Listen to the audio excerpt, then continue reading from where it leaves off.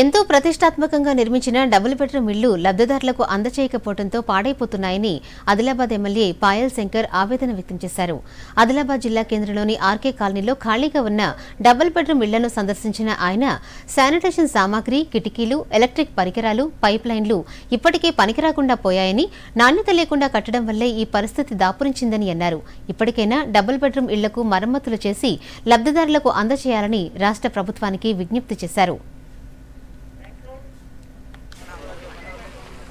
ఆదిలాబాద్లో పేద ప్రజలకు ఇల్లు లేక గడిచిన 10 సంవత్సరాల టీఆర్ఎస్ పార్టీ పరిపాలనలో ఏ ఒక్క పేదవాళ్ళకు కూడా ఇండ్లు వచ్చినటువంటి దాఖలాలు లేక, డబుల్ బెడ్రూమ్ అని గొప్పగా చెప్పినటువంటి ఆ యొక్క పథకంలో ఏ ఒక్క పేదవాళ్ళు కూడా వెళ్ళి వాళ్ళ సంసారం పెట్టుకున్నటువంటి పరిస్థితి లేదు. క్వాలిటీ లేని ఇల్లు.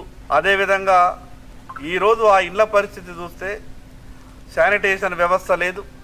మరి అదేవిధంగా లోపల ఉన్నటువంటి ఎలక్ట్రిక్ వ్యవస్థ అంతా కూడా పూర్తిగా చిన్నాభిన్నమైంది.